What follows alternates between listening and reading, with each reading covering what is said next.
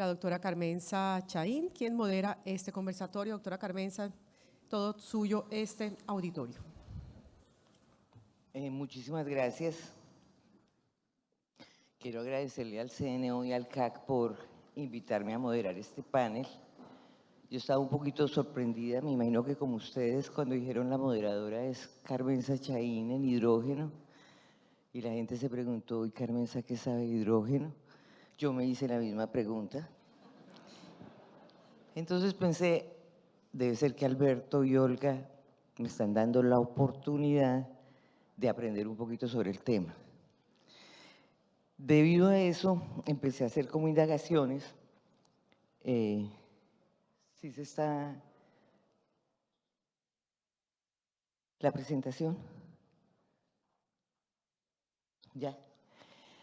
Bueno, entonces debido a eso empecé a aproximarme a este tema lo más rápido que pude. Empecé a indagar sobre el tema y le pregunté a Alberto, ¿y por qué hidrógeno? O sea, estamos hablando de transición energética, estamos hablando de renovables, ¿por qué el hidrógeno? Y la verdad es que cuando preguntaba, ustedes conocen a Juan Benavides, y le dije, Juan, tengo que moderar un panel sobre hidrógeno. Y Juan Benavides me dijo, muy difícil. Y le dije, ¿por qué? Me dijo, porque el hidrógeno es un culto, no es un energético. Entonces yo rápidamente ubiqué en mi tabla periódica de los elementos el hidrógeno. Y la siguiente sorpresa que tuve, no, pero cuando le dije a Alberto, ¿por qué hidrógeno y no otra fuente cualquiera? Me dijo, es que, no, pero eso no me lo dijo Alberto. Me dijo, por un tiempo no está permitido hablar de fuentes convencionales. Entonces le dije, está perfectamente entendido. Entonces la siguiente aproximación es, bueno, hablemos un poquito de hidrógeno y me encontré con el arco iris de hidrógeno. Entonces me dijeron, no, es que hay hidrógeno verde, turquesa, rosa, negro, gris, amarillo, azul, blanco, café. Entonces lo primero que uno tiene que entender es que el hidrógeno es un elemento que no se encuentra de manera natural, o sea, no está en la naturaleza como otro tipo de energético, sino que tengo que producirlo. Me pareció tan complejo el tema que ustedes entenderán, y los panelistas que saben muchísimo más que yo sobre este tema, los panelistas entenderán también por qué las preguntas que voy a hacer tienen un poquito de literatura. ¿Sí? Entonces la primera pregunta que le quería plantear a Mónica y a Marco está relacionada con la hoja de ruta del hidrógeno que adoptó el gobierno y que publicó en septiembre del año pasado. ¿Sí? Entonces miremos un poquito las metas nacionales de hidrógeno, que yo supongo que la señora viceministra ya les habló de la ruta de hidrógeno que adoptamos. Me pasan el slide. Entonces, esto está dividido como en dos tramos. Ustedes saben que el gobierno adquirió compromisos de reducción de emisiones del 51% para el año 2030 y alcanzar el carbono neutralidad en el año 2050. ¿Esto qué supone? Como estamos diciendo que es un hidrógeno, porque todo lo que ha publicado el gobierno, inclusive el documento COMPES, estamos hablando básicamente de dos tipos de hidrógeno, el hidrógeno verde y posiblemente el hidrógeno azul. Entonces nos comprometimos a reducir el 51% para el 2030 y obtener o llegar al carbono neutralidad en el año 2050. Si ustedes ven entre las metas en materia de producción, y estamos hablando de hidrógeno verde obtenido a través de procesos de electrólisis, estamos hablando de que tenemos que contar con entre 1.500 y 3.000 megavatios de capacidad green, o sea, de capacidad de fuentes renovables sometidas a electrólisis de aquí al año 2030. Eso implica que tenemos que, en el escenario bajo, 1.000 megavatios destinados a la producción de hidrógeno, Eso implica que tenemos que instalar durante 8 años consecutivos 125 megavatios anuales. En el escenario alto, cuando hablamos de los 3.000 gigas, estamos hablando de 375 megavatios anuales durante 8 años. Ya se nos fue el 2022 y tenemos 0.19 megavatios destinados a la producción de hidrógeno. Para alcanzar esta meta, pues uno lo ve un poquito complicado, entonces las preguntas para los panelistas realmente son 3. ¿Qué recomendaciones le han planteado o le van a plantear al gobierno para viabilizar esas metas? ¿Consideran que esas metas son alcanzables? Y finalmente, supongamos el mejor de los escenarios, que logramos la meta, instalamos 1.000 o instalamos 3.000. ¿Dónde está la demanda de hidrógeno? Entonces, Mónica, naturalmente empiezo por Mónica. Bueno, gracias Carmenza y gracias Alberto, Olguita, por invitarnos a participar en este importante congreso. Para mí, que me siento como una de las fundadoras del culto del hidrógeno en Colombia, realmente es un honor que en este congreso estemos hablando del hidrógeno, porque el hidrógeno se va a convertir en un actor importante dentro del sector eléctrico.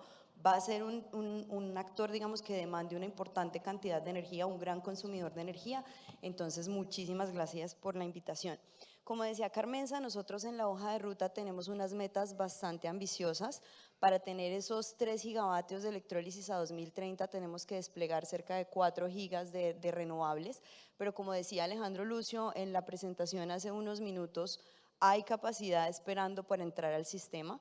Hay una capacidad que está un poco detenida por temas de conexión a la red también, y eso representa una oportunidad para los proyectos de hidrógeno verde que no van a estar conectados a la red.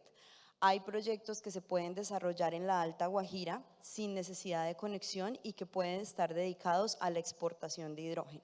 Entonces, cumplir estas metas desde la asociación, lo que creemos es que sí es posible. Tenemos información de empresas que han estado desarrollando proyectos piloto, pero también tienen en su pipeline proyectos grandes de desarrollo de hidrógeno dedicados a exportación y también dedicados a un porcentaje de demanda local que vayamos a tener en Colombia. Entonces, sí es posible que cumplamos estas metas. Con los estimados que tenemos es posible que también superemos estas metas, y creo que es importante que nosotros empecemos a promover también el mercado de exportación de hidrógeno, porque esos proyectos a gran escala dedicados a la exportación a países europeos o asiáticos, que en este momento se están moviendo más rápido de lo que pensábamos con el tema de la demanda de hidrógeno sostenible, va a habilitar economías de escala dentro del país y va a promover que los costos empiecen, pues digamos, a disminuir y podamos desarrollar ya la economía local del hidrógeno. Aquí ya le paso la palabra a Marco. Gracias, Mónica y Carmenza, y por supuesto a los organizadores del evento. Para Promigas es un honor poder compartir con ustedes en este espacio. Cuando la empresa en el año 2018 diseñó sus plataformas de crecimiento vía innovación, para nadie es oculto que Promigas tiene un posicionamiento muy fuerte en distribución, transporte de gas natural, toda la operación de gas natural licuado que tenemos en Cartagena, y un activo en el sector eléctrico a través de Compañía Energética Occidente en el Cauca, más la operación en gas creciente en Perú. Pero cuando se veía esas oportunidades de crecimiento del negocio, era evidente ya desde ese momento la fuerza que tomaban todas estas iniciativas de transición energética a nivel mundial y la importancia de ir contribuyendo a la descarbonización de la energía. Y lo que escuchamos en el 2018 todavía persiste algo a nivel nacional. Es que cada vez que se habla de hacer renovable la energía o que hablamos de la matriz de energía de Colombia, hacemos mucha referencia a la matriz de energía eléctrica. Pero la electricidad es solo el 20% de la energía que consumimos en el país y de hecho en el mundo. El otro 80% de la energía es térmica, es la que utilizamos en transporte, la que utilizamos en una industria, la que utilizamos en cocción en una vivienda. Y esa no es tan renovable en Colombia como lo es la energía eléctrica. Tenemos una matriz eléctrica bastante limpia, ahora la queremos hacer con todos estos proyectos renovables que entran aún más limpia, pero es solo el 20% de la torta. Y la regla de Pareto que nos enseñaron desde la universidad nos dice, oye, concéntrense en su Pareto. Nuestro Pareto energético en el país es el 80%. Y la transición energética implica, pienso yo, 3 movimientos en paralelo. Uno de ellos es electrificación de los sistemas, es una tendencia también clara y evidente, pero las proyecciones más optimistas al 2040 indican que la energía eléctrica será o alcanzará como máximo el 50% de los usos de energía. Quiere decir que con el esfuerzo de electrificación de procesos a nivel mundial de 20 años, aún tendremos que resolver el tema de energía térmica de bajo carbono si queremos realmente tener una transición energética efectiva. En esa energía eléctrica, ese segundo movimiento es hacerla más renovable y por eso vemos un crecimiento a nivel mundial, no solo en Colombia, de la potencia instalada en renovables versus la potencia instalada en otras fuentes fósiles. Y el tercer movimiento es, dado que vamos a tener al 2040 y 2050 el 50% de la demanda de energía al menos consumida en forma de energía térmica, una descarbonización de la energía térmica. Y ahí es donde aparecen múltiples opciones para descarbonizar la demanda de calor.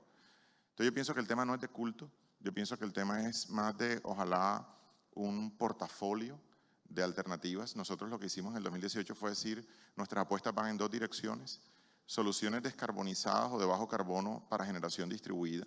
Estamos trabajando, por ejemplo, en temas como energía termosolar o distritos térmicos como mecanismos de eficiencia energética que nos ayudan, algunos a reducir la demanda, otros a obtener calor renovable, que hoy estamos obteniendo básicamente por fuentes fósiles. Y la segunda apuesta fue gases renovables. Y en gases renovables dijimos, nuestra apuesta va centrada en 4 gases en el portafolio: biometano, hidrógeno, gas natural sintético y amoníaco. Y en el 2018, antes de que Mónica, desde el ministerio, y el ministro Mesa en su momento tomaran la iniciativa de la hoja de ruta de hidrógeno, cuando decíamos hidrógeno, nos ponían la cara que hoy ponen cuando decimos gas natural sintético. O sea, básicamente ese era el paralelo hace 4 años. Pero lo cierto es que tenemos que trabajar en obtener gases combustibles renovables, porque la solución no pasa por electrificar todos los sistemas. No es técnicamente posible, desde el punto de vista de inversión no es razonable, y el hidrógeno tiene un espacio que jugar. Entonces, para nosotros, aunque la empresa ha tenido mucha visibilidad en su posicionamiento en hidrógeno, el hidrógeno es un gas renovable dentro del portafolio de gases renovables. Para serles honestos, vemos mucho más accionable en el corto plazo a escala comercial biometano que hidrógeno, pero hidrógeno tiene una proyección de demanda a ser atendida muy grande. Habiendo dado ese contexto y yendo a las preguntas de Carmenza, la propuesta de la hoja de ruta al 2030 es pasar de 150.000 toneladas al año de demanda de hidrógeno a nivel nacional a 70.000 toneladas, a 220.000 toneladas al año de demanda de hidrógeno. Es decir, hoy ya hay un mercado de hidrógeno. Lo que ocurre es que ese hidrógeno que producimos y consumimos en el país, lo producimos y lo consumimos como materia prima. El hidrógeno tiene 4 usos principales: como materia prima, como lo que se usa en una refinería para retener azufre, o lo que se utiliza en una planta de fertilizantes para producir amoníaco y luego incorporar nitrógeno al fertilizante. Tiene un uso como combustible, que de hecho no es su principal valor económico en el horizonte de tiempo para poder integrarse a la matriz energética, pero es un combustible. Es un portador de energía, es decir, lo podemos utilizar como una batería para almacenar energía eléctrica y luego generarla en un punto de salida. Y como cuarta condición, él es un precursor de energía eléctrica, a diferencia de gas natural, carbón o líquidos que tienen que pasar por un proceso de combustión o una máquina de combustión térmica o máquina de combustión interna para generar electricidad en un generador. El hidrógeno puede hacer conversión directa de la molécula de electricidad en una celda de combustible, una conversión electroquímica. Hoy el país tiene concentradas esas 150.000 de demandas en materia prima. Lo cual quiere decir que cuando hablamos de economía del hidrógeno, estamos hablando, en el contexto de transición energética, estamos hablando de abrirnos a esos otros 3 usos que hoy no existen. Existen unos pocos pilotos de pequeña escala comparando con lo que la hoja de ruta quiere. Y 70.000 toneladas pueden parecer mucho, pero si eso lo lleváramos a contenido energético, en BTUs es el 2.2% de la energía que se mueve al día en el país en la red de gas natural. Es decir, nuestra meta como país al 2030 es, en contenido de energía, el equivalente a 22 millones de pies cúbicos día en gas natural, en un país que mueve en promedio 1.000 millones para poder tener un número redondo. Es una meta alcanzable. El reto no está en la magnitud, es lo que consideramos, sino en volver el hidrógeno de un mercado, de un commodity para o de un insumo de materia prima para operación industrial, a volverlo a un elemento articulado a la cadena de energía. Ahí es donde aparece el reto, porque es como comparar agua de una hidroeléctrica con agua de un acueducto. Son la misma molécula, pero la valoración económica de la molécula cambia dependiendo del uso. Entonces, en demanda es donde aparece el reto y seguro tendremos más oportunidades en el conversatorio para seguir abordando esos temas. Claro que sí. Bueno, hay un tema. Si no logramos instalar los 1.000 o los 3.000 megavatios, esto se nos vuelve demanda. O sea, el sector se tiene que preparar no tanto para instalar los 1.000 o los 3.000 megavatios de generación, sino, de acuerdo con lo que he leído del decreto y las demás normas, se pueden abastecer de la red para producir hidrógeno y por lo tanto estamos hablando de que el sector se tiene que preparar para un incremento de demanda de 3.000 megavatios. O sea, porque aquí no estamos hablando de unas fuentes que vayan a competir directamente con la generación eléctrica, sino de una carga, que vamos a tener una carga adicional de 1.000 a 3.000 megavatios en los próximos años. Carmen, yo ahí para complementar, yo creo que el hidrógeno sí va a ser un gran consumidor de energía que hay que prepararnos. Los operadores de red tienen que empezar a mirar si yo tengo un proyecto de hidrógeno dentro de mi infraestructura, cómo lo voy a atender, porque son grandes consumidores de energía. Y aquí un llamado también, lo que nos preguntabas de qué le recomendamos a este gobierno es, el hidrógeno tiene que estar incluido como una pieza clave dentro de esa hoja de ruta que están planeando en este momento, porque es una alternativa para descarbonizar esos sectores difíciles que son grandes consumidores de energía.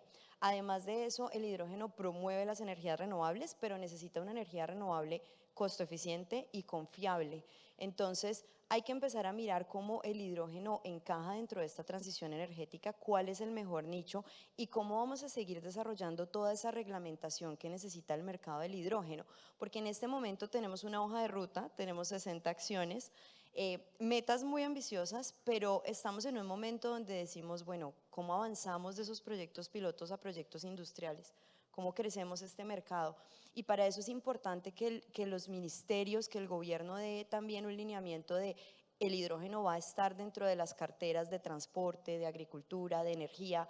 Vamos a trabajar en una mesa, si ya es digamos específicamente para el sector de transporte, dentro de la mesa de movilidad sostenible vamos a incluir el tema del hidrógeno, porque el hidrógeno tiene también una particularidad y es, se construye de forma intersectorial. No podemos ir solos desde el Ministerio de Minas y Energía porque también es un insumo importante, porque tiene otro tipo de usos y necesitamos que sea un trabajo, como lo intentamos hacer, digamos, con la hoja de ruta, un trabajo que es intersectorial. Disculpa, Carmen, y yo complemento lo que dice Mónica. Yo pienso que si buscamos la conexión de hidrógeno con mercado eléctrico, hay varios puntos de conexión. Uno, por supuesto, en la oferta de energía. No toda interconectada. Los gigavatios que vemos en el slide, 1 a 3 gigavatios, es la potencia del electrolizador. La potencia instalar de renovable para soportarla depende del modelo de certificación y qué tan de bajo carbono querramos que sea o continua la operación, pero podemos estar hablando fácilmente de 4 a 10 gigavatios instalados para poder soportar esa operación por el factor de planta de las instalaciones renovables no convencionales que tenemos. Pero el otro punto es que el país viene haciendo un recorrido en electrificación del transporte, apuntándole a un tipo de vehículo que genera una demanda localizada muy importante de electricidad, que es el vehículo eléctrico de baterías. El hidrógeno, que cuando lo utilizamos para movilidad, se utiliza en vehículos donde la electricidad se genera a bordo. En ambos casos son vehículos eléctricos, pero la configuración de red para atenderla cambia sustancialmente. Hoy un vehículo eléctrico, una de las barreras que enfrenta es el punto de carga, porque el paradigma bajo el cual está concebido el vehículo eléctrico es que un particular tiene que salir a instalar un cargador, típicamente en su casa, que es el modelo usual de carga del vehículo particular, para poder abastecer su vehículo. Ese no ha sido el paradigma bajo el cual los vehículos de combustibles fósiles se han desarrollado. Nadie está pensando cuando compra una casa o la construye, voy a construir una pequeña bomba de gasolina al lado para poder abastecer mi carro. El modelo ha sido una inversión de privados a una escala de distribuidores que permita tener estaciones de servicio. El hidrógeno se alinea mucho más, o el vehículo de hidrógeno, con ese paradigma. Si el país empieza a crecer en flotas eléctricas basadas en vehículos de batería, la configuración de la red para atenderla tiene que estar preparada para responder a esa demanda. Si hay un crecimiento de vehículos de batería y vehículos de hidrógeno, ya la demanda puntual de electricidad no va a ser tanto en el punto de alimentación del carro, sino va a ser en el punto de generación o de producción del hidrógeno, que suele ser un poco más eficiente. Entonces, por eso hay que monitorear el fenómeno desde los dos puntos, desde la producción de hidrógeno, pero específicamente en el caso del transporte, y por eso la señal importante del gobierno, y de acuerdo con lo que dice Mónica, hay señales que se deberían tener si esta es una apuesta real que el país va a hacer. Porque el desarrollo de infraestructura o de redes en la ciudad tiene que hacerse sabiendo si esa demanda va a aparecer de vehículos eléctricos o va a ser de vehículos eléctricos de batería y vehículos hidrógeno, porque son dos modelos de demanda en el punto muy diferentes. Marco, porque si la producción del hidrógeno es in situ, o sea, yo tengo la electricidad proveniente de fuente verde y produzco el hidrógeno in situ, eso no tiene ningún inconveniente desde el punto de vista del sector eléctrico, pero si se van a abastecer de la red para producir hidrógeno, tenemos que replantear todo el plan de transmisión nacional, porque en este momento las redes no dan abasto ni siquiera para los proyectos que en este momento se están desarrollando. Entonces, por eso a mí la meta me parece muy ambiciosa, pero ¿va a causar estrés o no va a causar estrés en el sector eléctrico dependiendo de cuál es la fuente primaria con la que se produce ese hidrógeno? Si va a ser energía de la red o si De va a la ser demanda. producción. O de la demanda, porque fíjate que, por ejemplo, si el hidrógeno es para exportación, que era uno de los escenarios que mencionaba Mónica, no necesariamente tenemos que hablar de un escenario conectado al sistema nacional de transmisión eléctrica. Si estamos hablando de una planta, por ejemplo, de fertilizantes que se va a instalar y queremos producir amoníaco verde y eso tiene su planta para producción de hidrógeno en sitio, no estamos dependiendo de la demanda. Sin embargo, si estamos hablando de ya no instalaciones grandes centralizadas, sino de producción descentralizada de hidrógeno, la red tiene un papel que jugar. Así haya capacidad instalada en sitio, cuando tú hablabas del escenario de colores hacia donde está migrando el mundo, es hablar de intensidad de carbono. ¿Cuántas toneladas de carbono produzco por tantas toneladas de hidrógeno? Si queremos un hidrógeno de muy baja intensidad de carbono, el depender de la red eléctrica y de una red eléctrica altamente renovable va a ser importante. Entonces, por eso las señales respecto a cuál es la demanda que queremos desarrollar en el corto plazo va a ser muy importante. A la escala de pilotos es muy poco el impacto, pero cuando empecemos a masificar para llegar a esos 1 o 3 gigavatios o esas 70.000 toneladas, es muy importante saber si esa demanda se va a configurar para exportación, para consumo interno en grandes instalaciones centralizadas como una refinería o una planta de fertilizantes, o como producciones descentralizadas en el país para abastecer un mercado de transporte. Y cuando hablan de exportaciones, mi gran temor es que país con el que hablo es país que aspira a exportar hidrógeno. Entonces, cuando yo digo, oiga, todos los países van a exportar hidrógeno, esto parece como complejo, pero si quieren pasemos a la siguiente pregunta. ¿Sí? Ahí estamos viendo una cosa que me sirve para la siguiente pregunta. Ustedes están viendo que nos dicen que el costo de producción del hidrógeno verde en Colombia es de $1.7 por kilogramo. Entonces yo me voy a consultar fuentes y miremos el siguiente slide.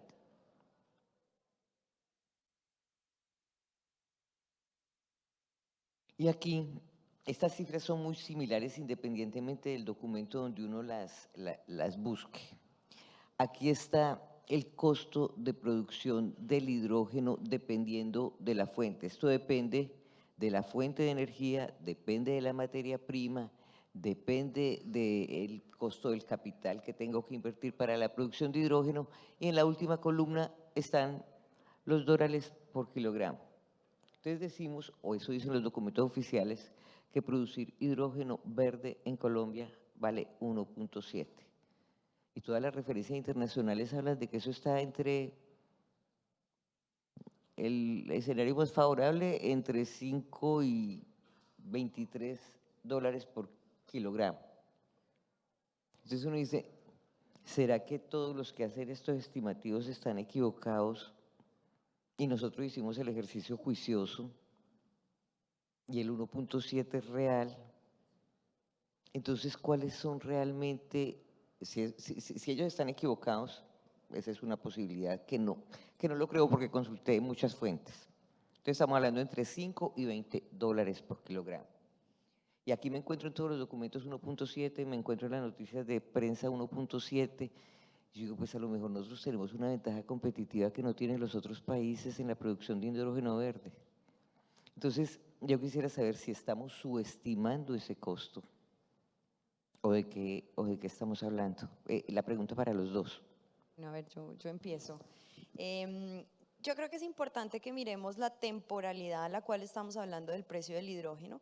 Nuestra hoja de ruta tiene una meta 2030 para el cual vamos a tener un precio de 1,7 dólares por kilogramo. Estos precios de 5 o 6 dólares que vemos a veces para el hidrógeno son precios actuales. Actualmente el hidrógeno va de 6 a 10 dólares, pues el hidrógeno verde por kilogramo producido. Y yo creo que no estamos sobreestimando este precio. Es un precio que se calculó tomando las mejores características del país. Es un precio meta, digamos que dentro del país podemos tener unos precios que van desde 1,7 hasta 2,4, 2,3, dependiendo de donde se desarrolle el proyecto. Es importante que tengamos en cuenta que para el cálculo de este 1,7 dólares por kilogramo se utilizaron plantas eólicas en la parte norte del país, en el departamento de La Guajira, con factores de planta de 63%. Cuando se hizo el análisis de una planta que tomaba energía de la red, se utilizaron precios de PPAs de 20 o 25 dólares por megavatio. Y también utilizaron un factor de capacidad de utilización del electrolizador de más del 65%. Entonces, esta es como una receta perfecta para tener el precio más competitivo de hidrógeno verde en Colombia. Pero sí se tiene que hacer el disclaimer de que ese 1,7 se logra con unas características muy particulares de nuestra parte norte del país. Si ya podemos ver otro tipo de proyectos un poco más descentralizados, seguramente este precio va a ser un poco más alto. Sí, yo pienso que el reto en transición energética es proyectar y predecir. Hay combustibles, hay tecnologías, hay moléculas en las que los escenarios de predicción son mucho más confiables. Hay otras como el hidrógeno, donde todo el mundo está haciendo predicciones. Colombia en su hoja de ruta contrató una consultoría también muy seria para poder hacer una predicción. Carmen, el precio no es hoy 1.7, donde alguien produjera hidrógeno 1.7 estaría inundando el mercado, es el precio proyectado al 2030. Pero yo pienso que es saludable tener una meta, es saludable tener un ejercicio de proyección, pero también reconocer que las dinámicas tecnológicas hacen que eso lo tengamos que revisar anualmente. Así como ha ocurrido en un mercado ya hoy más conocido como el fotovoltaico. La curva de caída de precios que hemos visto en fotovoltaico en los últimos 5 o 8 años se debe a la escala que ha logrado el mercado, a eficiencias en tecnología, y todavía estamos hablando de que si entran las perovskitas, entonces vamos a dar el salto de 15 o 16% de eficiencia de conversión solar a 30, 32% de eficiencia de conversión solar, y eso va a tumbar un 20, 25% de los precios de solar fotovoltaica. Ese 1.7 implica, y yo he visto escenarios o ejercicios similares en otros países, unos supuestos sobre la reducción de CAPEX, principalmente en electrolizador. Implica unos supuestos sobre la reducción del precio de la energía eléctrica renovable, no solo el tema del factor de escala, sino las reducciones que se esperan que tengan en el tiempo. Y eso, por supuesto, está atado a que haya una demanda a una escala mundial que genere que esos volúmenes se desarrollen. Si no se desarrollan esos volúmenes de producción de hidrógeno, difícilmente se van a lograr las economías de escala que se esperan y esos precios no se van a alcanzar. Ahora, hay varios estudios, yo tengo en mente ahora uno de PricewaterhouseCoopers, donde hay un mapamundi y miramos la proyección de precios de hidrógeno, está en euros por kilogramo a nivel mundial. Y lo cierto es que todos los países proyectan experimentar un beneficio a partir de esa reducción de CAPEX en electrolizadores, por ejemplo, si hablamos solo de hidrógeno verde. Pero no todos van a experimentar la misma curva ni los mismos precios de electricidad renovable. Por lo tanto, si nosotros miramos el sureste asiático, Japón, Corea, ellos mismos están preparándose para ser importadores de hidrógeno. En una conversación que tuvimos con la gente de Cogas hace 3 o 4 meses, están ya trabajando en proyectos de cómo hibridizar sus terminales de importación de LNG para también recibir hidrógeno líquido o por algún otro medio de transporte. Si uno mira el escenario, por ejemplo, de los países del norte de Europa, el caso particular de Alemania, aunque ellos están desarrollando capacidad local de producción de hidrógeno, creo que anunciaron hace unos pocos días la llegada del primer buque con hidrógeno de Emiratos Árabes Unidos a Alemania. Ellos reconocen que la demanda de energía que tienen es tan alta que van a requerir capacidad de importación. Entonces, sí hay países que tienen una proyección exportadora, un mercado energético con una poca demanda, caso Colombia, caso Chile, países con una proyección importadora como sureste asiático y países del norte de Europa, países con escenario neutro, por ejemplo, Estados Unidos y Canadá, seguramente sean capaces de abastecer su mercado con márgenes muy pequeños. Lo importante, yo pienso, que no es distraernos con el tema del precio, sino con los movimientos que necesitamos para estar listos para cuando este mercado cierre. ¿Qué es lo que realmente nos dolería muchísimo a nosotros como Promigas? Que sea un mercado que se desarrolle a partir de importación tecnológica, por ejemplo. Colombia logró electrones verdes y los va a lograr con fotovoltaica eólica, fabricando, no sé, ¿qué porcentaje de eso tiene tecnología nacional?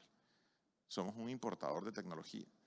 Ojalá hidrógeno se preste para tener alguna capacidad de ingeniería, de servicios y de componentes nacionales, porque vamos a tener una matriz energética limpia, qué bueno, pero ¿de dónde va a salir el empleo? ¿De dónde va a salir el crecimiento del PIB? ¿De dónde va a salir la capacidad de exportación tecnológica? Que ha sido como la base de crecimiento de los países en esta economía del conocimiento. Entonces, yo pienso que el precio 1.7 a mí me parece que es un precio bastante optimista, pero no hay un argumento para decir que no. El estudio de la hoja de ruta es un estudio bastante sólido.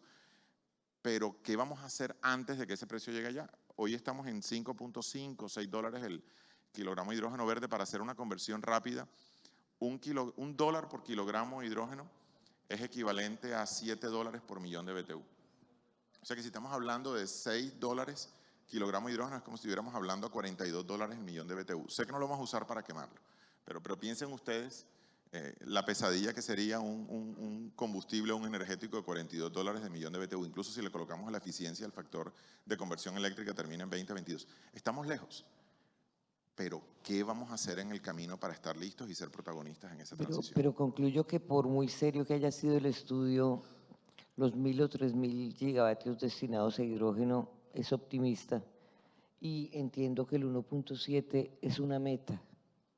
Sí, sí. Y afortunadamente los planes, creo yo, los hacen personas optimistas, ¿no?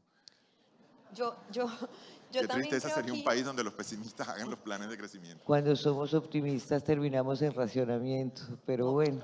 Dios mío, Carmenza. No, yo también creo acá digamos que el objetivo de tener este lineamiento de Colombia va a empezar a mirar el hidrógeno. Colombia tiene los recursos necesarios suficientes para tener un hidrógeno competitivo. Fue también como un llamado al mundo a decir, nosotros somos un país con unos recursos renovables ricos y podemos ser un país exportador de energía limpia para el mundo. Y sí, es una meta optimista, pero cuando uno se pone a mirar, por ejemplo, la meta de Chile, que es 1,5, o la meta de Australia, que es 1,6, pues tenemos el optimismo que tienen varios países alrededor del mundo, que no es malo, y también nos enfila a decir, bueno, hay que seguirle trabajando a esto. Yo creo que lo que sigue en este momento, como decía Marco, tenemos que empezar a producir tecnologías nosotros también, a mirar qué empleo podemos desplegar con este nuevo mercado, cuántas inversiones vamos a traer. Es importante que el gobierno dé la señal de qué es el hidrógeno bajo en emisiones. En el mundo hay un arco iris de colores, pero ya cada vez estamos migrando más a el color no nos importa tanto porque no estamos discriminando tecnologías, lo que queremos tener es un hidrógeno bajo en emisiones. Que provenga de la tecnología X o Y no es tan importante como la cantidad de emisiones que tiene esa molécula de hidrógeno en su producción. Entonces, en ese decreto 1476 que tú estudiaste, se dejó el lineamiento para el Ministerio de Minas y Energía y Ministerio de Ambiente de definir realmente qué va a ser ese hidrógeno verde para producción en Colombia o bajo en emisiones, y también importantísimo que si queremos ser una potencia exportadora, porque la hoja de ruta tiene una meta de exportación ya para 2050, es cómo nos vamos a manifestar nosotros como país en el tema de certificación de origen del hidrógeno. Somos muy pasivos en este tema, Europa se está moviendo y están desarrollando varios esquemas de certificación de origen, y si nosotros queremos ser un jugador importante en ese mercado, tenemos que empezar a opinar. Aquí es importante que hay iniciativas desde el Banco Interamericano de Desarrollo, desde el Banco Mundial, ya iniciativas un poco más de región, porque la región latinoamericana y sobre todo suramericana va a ser una exportadora de hidrógeno, y decir, bueno, como región, ¿cuál va a ser nuestra posición de estos certificados de origen del hidrógeno? Cuando yo oigo hablar a los de la transición energética hay algo que me sorprende. Hablamos de eólicas, no, lo mejor es la Guajira. Hablamos de solares, no, lo mejor es la Guajira. ¿Sí? Yo creo que Colombia va a tener no un país neutro en carbono, sino un departamento neutro en carbono. ¿Sí? Además, con una ironía, que son usuarios que ni siquiera tienen cobertura del 100% en electricidad, pero todo es Guajira. Y yo no sé cómo, pues para ser competitivos, digo. De resto, ahora, hay un escenario donde los costos de la transición energética son altísimos, ¿sí? Eso nos va a llevar a incrementos en el costo de todos los energéticos, incluyendo la electricidad. Entonces, sigo pensando que es muy optimista una meta de 1.7 dólares por kilogramo para el hidrógeno. La tercera pregunta también tiene literatura, miremos el slide.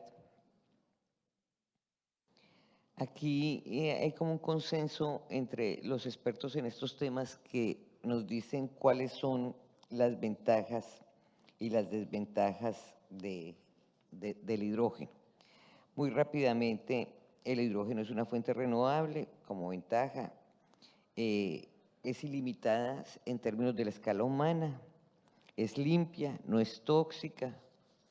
¿Qué más dice de ventajas? Dice, es altamente eficiente, es verdaderamente neutral al carbono, aunque produce un poquito de NOx, sí, pero cuando se quema, ¿sí?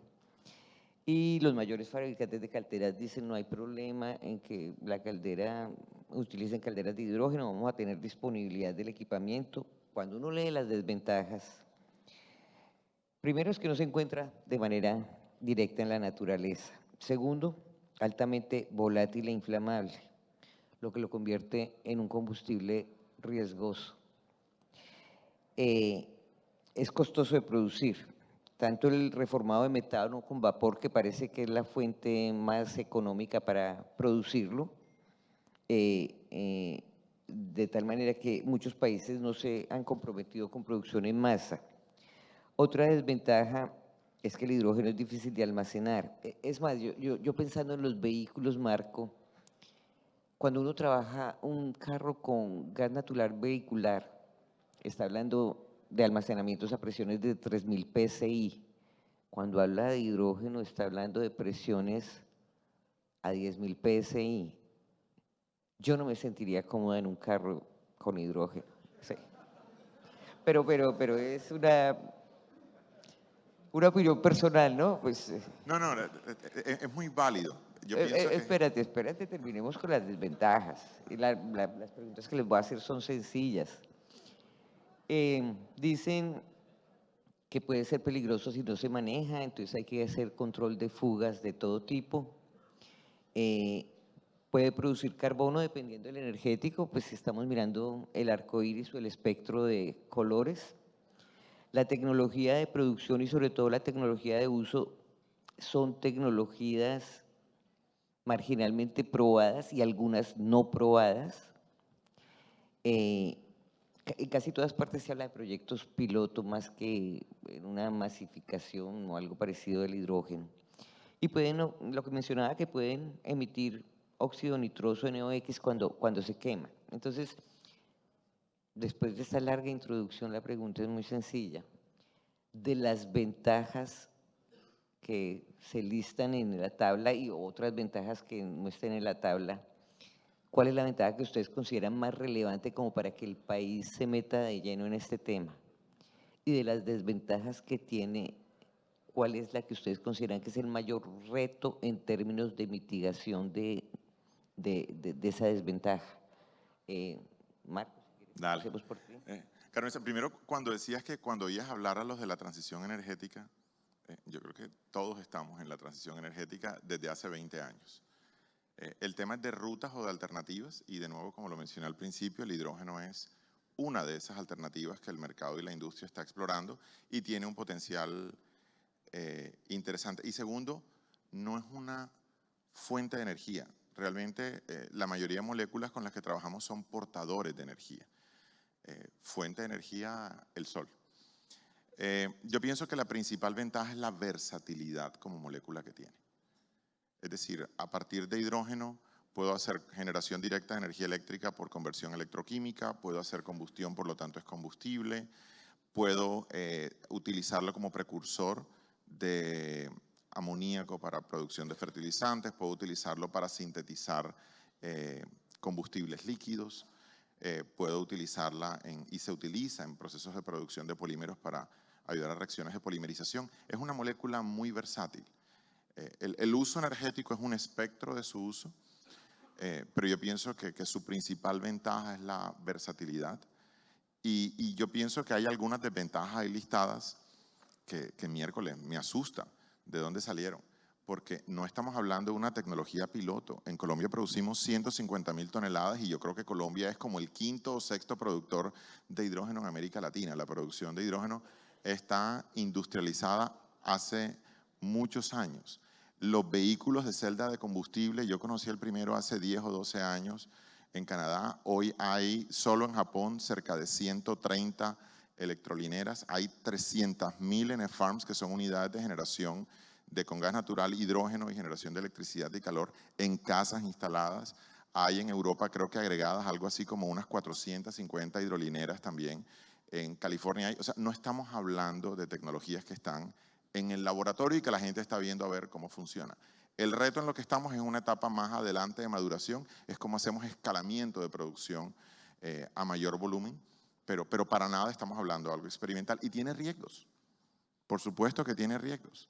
El Botox tiene riesgos y hay clínicas estéticas haciendo dinero con él y uno no se inyecta el hidrógeno. Todo tiene riesgo. El tema de riesgos es cómo lo gestionamos. ¿Tiene que almacenarse en un recipiente a 5.000 PSI o 10.000 PSI dependiendo de la aplicación? Por supuesto que sí. Hay recipientes que pueden contener de manera segura un gas a 5.000 libras o 10.000 libras. Por supuesto que sí. El riesgo sería quién lo fabricó o no tener en el país, como existe hoy, un estándar de certificación de cilindros de hidrógeno o un estándar de certificación de vehículos de hidrógeno o de conectores de hidrógeno en una estación de dispensación a un vehículo. Ese es el camino que tenemos que recorrer. Pero la ventaja es que nos permite descarbonizar una matriz y yo pienso que a veces nos concentramos mucho en los costos y es cierto. Si la economía se logra, hoy la gente monta fotovoltaica no porque quiera descarbonizar. Yo creo que hoy hay empresas que están montando fotovoltaica por tema de costos, uno, y de estabilidad de precios, que el mercado, especialmente en momentos como los de ahora, valora mucho. Eventualmente llegaremos a ese punto, pero necesitamos crecer en escala para poder llegar a ese punto donde además de descarbonizar tenga un sentido económico y un sentido técnico. Una pregunta difícil para ti. Tú eres Promigas. Tú vendes mucho gas natural comprimido para vehículos y ese es un buen negocio hasta donde entiendo, ¿sí? Sí. Tanto para el usuario como para la compañía. Cuando ustedes incursionan en este tema de hidrógeno centrados en el tema vehicular, ¿ustedes qué piensan desplazar? ¿El gas natural comprimido? ¿La electricidad? Créeme que esa es una excelente pregunta que me hace biocombustibles. todo el mundo. Yo tengo en Promigas 6 años. Los 20 años anteriores de mi vida pasada fui investigador. Bueno, yo sigo siendo investigador, pero trabajé en la Universidad del Norte en investigación en energía.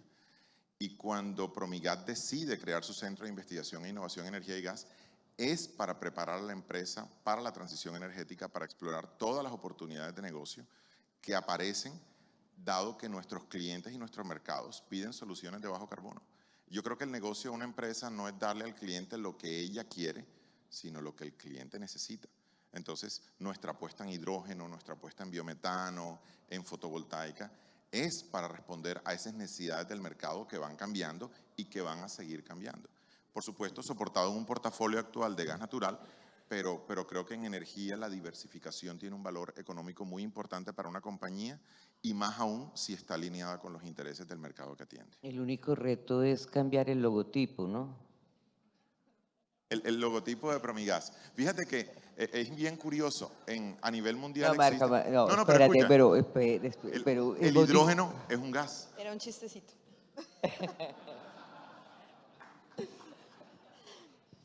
No, Mónica, Bueno, después del chistecito. A ver, yo creo que toda la transición energética va con la palabra diversificación de la manito. Nosotros no vamos a desplazar a nadie ni vamos a acabar a nadie. Va a haber como una elección de ciertos nichos con su mejor vector energético o energético para hacer el desarrollo de cada mercado. Entonces, lo bonito de esta transición es que Colombia tiene los recursos, tiene las empresas comprometidas, tiene empresas que se ponen la 10 en investigación, en desarrollo, en saquemos adelante nuevas tecnologías, para tener todas las herramientas disponibles enfocadas en la descarbonización. Entonces, el hidrógeno tiene la ventaja, como decía Marco, de ser muy versátil.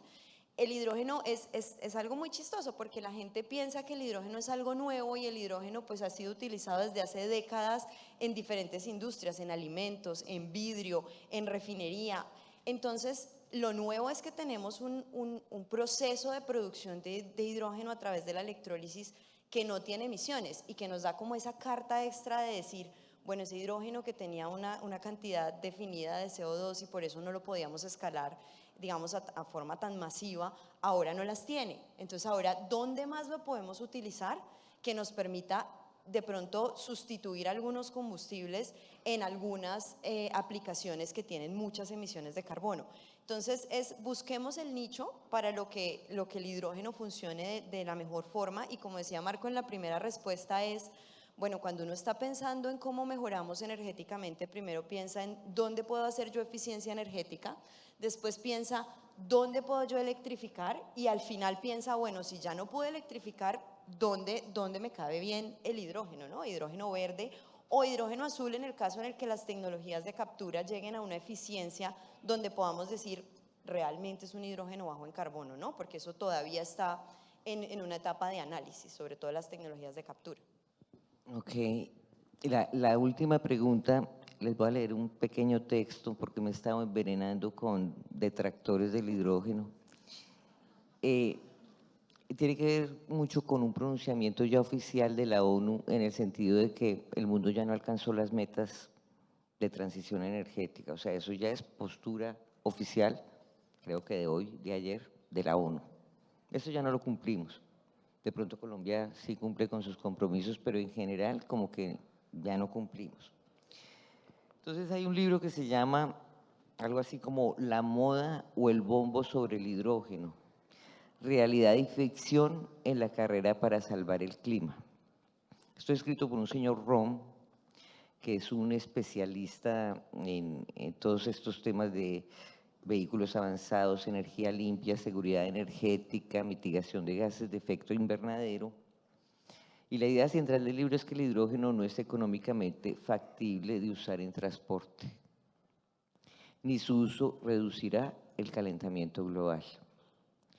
Debido a los gases de efecto invernadero generados durante la producción y transporte del hidrógeno, porque él está hablando de que por electrólisis no es competitivo, entonces por lo tanto tenemos que pensar más en hidrógeno azul que en hidrógeno verde como lo ha planteado con mucho énfasis el gobierno. Dice, el bajo contenido de energía por volumen y peso del contenedor para transporte, el costo de las celdas de combustible y el costo de la infraestructura para el reabastecimiento de combustible. Ya tenemos algunas estaciones que suplen necesidades de electricidad para los vehículos, tenemos una red importante de gas natural vehicular, pues ni se diga para los combustibles tradicionales. No tenemos nada en ese momento en materia de infraestructura para que esto penetre en el sector vehicular. Entonces el autor argumenta que un gran esfuerzo para introducir automóviles de hidrógeno antes del 2030 en realidad socavaría los esfuerzos para reducir la emisión de gases de efecto invernadero como el CO2, como el dióxido de carbono. El libro sostiene que el calentamiento global y la dependencia de las importaciones de combustible de algunos países no pueden resolverse con la hipotética economía del hidrógeno que se ha presentado como una posible solución a estos problemas. Dice el señor Rom que ni la política gubernamental ni la inversión empresarial deben basarse en la creencia que los vehículos de hidrógeno tendrán un éxito comercial significativo a corto y mediano plazo. Y habla él, los datos muestran que desde el 2019 el 98% del hidrógeno se produjo mediante el método de reformateo de metano, ¿sí? O sea, muy distinto de para donde vamos nosotros en principio. Y yo quisiera oír pues opiniones calificadas sobre lo que afirma Rom y muchos otros autores, que desafortunadamente es bastante la literatura que me ha llegado al respecto. Sí, yo pienso que es un tema de vaso medio lleno, vaso medio vacío. Hay un camino importante por recorrer. La pregunta es si a uno ese camino por recorrer lo desestimula o lo motiva. Y yo pienso que en el contexto de transición energética nuestro reto es buscar soluciones que sean factibles para el mercado, factibles desde el punto de vista técnico, de costos, de seguridad, de asequibilidad. El hidrógeno es una de esas alternativas y hasta ahora no hay evidencia que permita descartarlo. ¿Puede haber razones por las que al final no llega al éxito? Sí, es posible, pero no es una razón para no explorarlo. Lo interesante es que, como lo repetía Mónica, no estamos hablando de una molécula nueva en el contexto industrial, que se produce a una escala relevante industrialmente. La razón por la que se produce principalmente por reformado de metano, la mayor parte del hidrógeno que se produce en Colombia y en el mundo se produce a partir de gas natural, es porque es un proceso que tuvo su maduración y que ha logrado esa costo-efectividad. Por lo tanto, la molécula ha probado ser efectiva en el mercado. El uso en movilidad, los documentos que hemos revisado nos indican que es el primer uso que se proyecta en escenario competitivo, bajo condiciones de descarbonización. Ahora, ¿qué quiere decir bajo escenarios de descarbonización? ¿Contra quién se proyecta la competencia del hidrógeno en movilidad? Contra el vehículo eléctrico de baterías. Porque lo complejo y la tendencia que estamos viendo en el mundo es que el horizonte de sostenimiento de combustibles líquidos en escenarios de descarbonización, siendo que el transporte consume el 40% de la energía del país, es bastante complejo. Entonces la competitividad es hidrógeno versus vehículo eléctrico, más que hidrógeno versus un vehículo diésel y especialmente en escenarios de carga. Que es difícil imaginarse que el vehículo liviano particular que utilicemos nosotros para ir a la casa o al trabajo termine siendo hidrógeno. Ese es un mercado donde no hay un costo asociado al tiempo de recarga. No nos cuesta nada que el carro esté 6 horas o 7 horas parqueado en la casa. En ese escenario, seguramente el vehículo de baterías va a mantener la competitividad.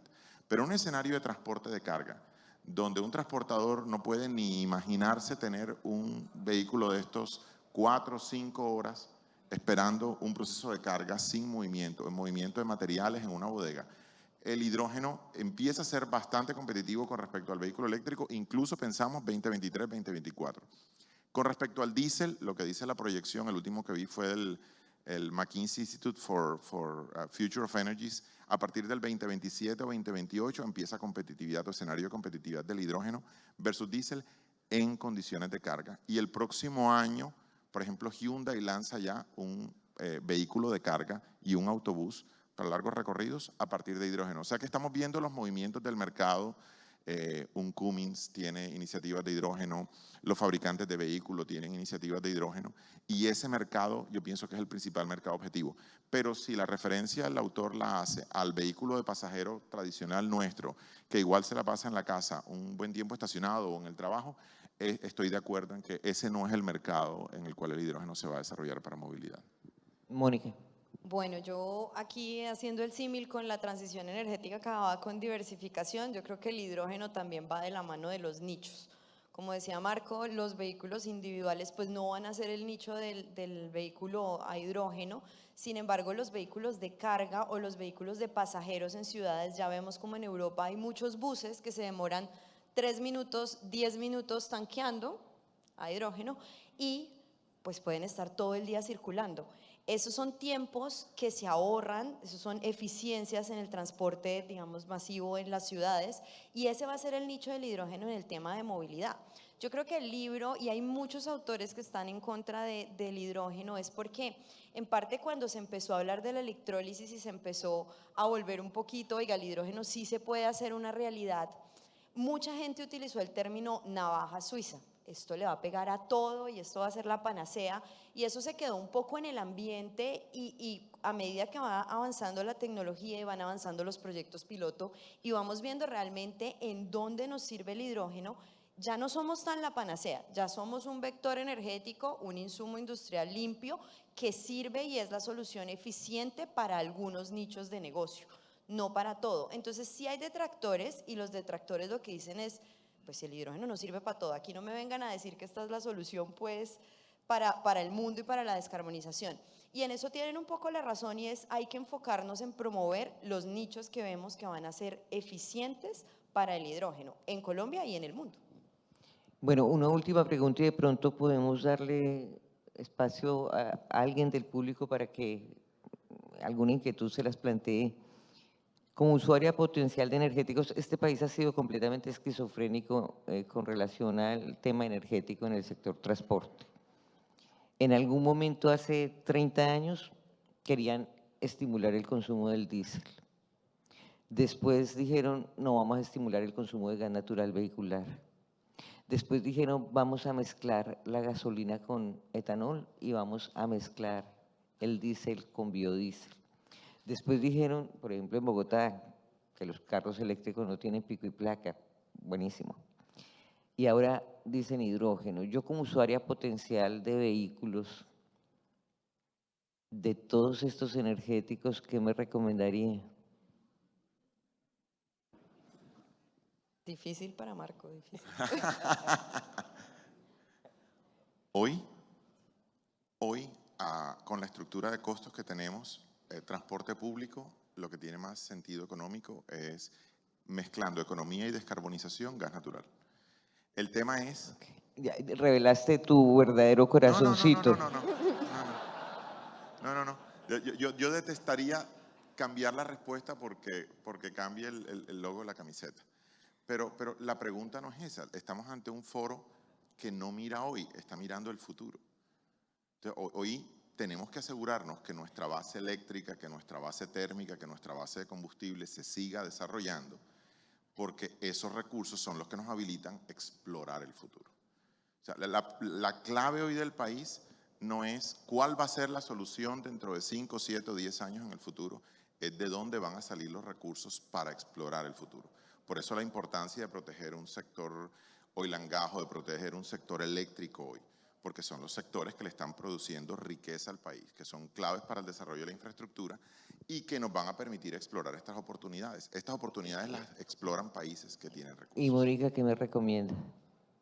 Depende, si es un bus, si es un camión de largas distancias, empiecen a mirar hidrógeno. Miren, nosotros hablamos con empresas grandes como Familia, como Alquería, que tienen muchos camiones que recorren el país, y ellos ya están empezando a mirar el tema del hidrógeno y están empezando, no diciendo, bueno, me voy a tener todos los camiones con pila de combustible, no.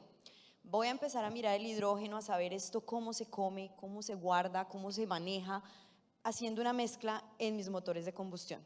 Y esa mezcla me trae algunos beneficios. Me baja las emisiones, me sube la eficiencia, me limpia el motor.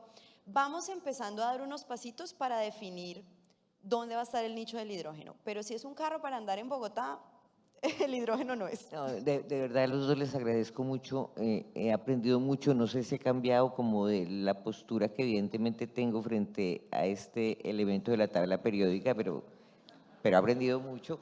Pero sí me gustaría darle la oportunidad a un par de preguntas rápidas del público. No sé, yo creo que todas las inquietudes quedaron aclaradas, ¿o no? Allá hay una pregunta.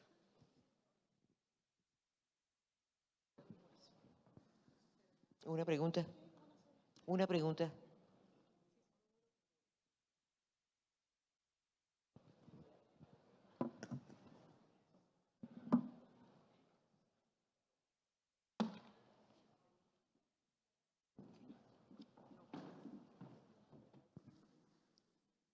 Hola, gracias.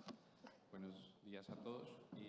La pregunta es de la tabla de costos de producción de hidrógeno, que observábamos acá, veo que se debe mucho a la realidad del mundo donde se tiene una matriz energética pues altamente cargada por energías fósiles y una transición hacia energías limpias no convencionales, es decir, fotovoltaica y eólica, con ese apellido que como dicen solo, decía la doctora Natalia Gutiérrez, solo funciona acá.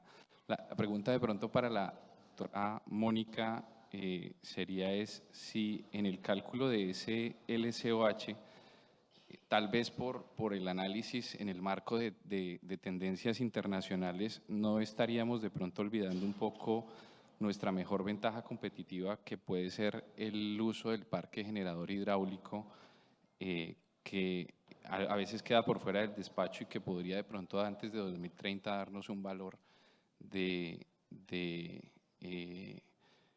costo por kilogramo un poco mejor. Sí, de acuerdo, gracias por la pregunta. Es una muy buena pregunta y la respuesta es sí. En la hoja de ruta no se tuvo en cuenta el potencial hidro que tiene Colombia porque no teníamos un número exacto para utilizar. No sabíamos cuál era el potencial de lo que ya tenemos instalado, lo que viene para meter dentro del modelo. Pero sí es algo que Colombia tiene que empezar a mirar. Si yo utilizo mis plantas, como hace Canadá, mis plantas hidro, con los excedentes o nuevas plantas a pequeña escala, para producir hidrógeno seguramente voy a tener costos muy competitivos y voy a tener un hidrógeno limpio que además no va a estar solamente en La Guajira, como decía Carmenza. Entonces ya no es solamente un departamento que va a producir el hidrógeno limpio en el país, sino que puede ser más distribuido en todas las regiones de Colombia. Entonces ese es un buen punto y creo que es un buen punto para sugerir también al gobierno, que ahora está haciendo el análisis de las hojas de ruta, cómo complementamos lo que ya tenemos, que fue un buen primer paso, pero que faltó, digamos, en algunos temas hacer un poquito más de trabajo por temas de tiempo también. Muchísimas gracias a todos, que disfruten el almuerzo.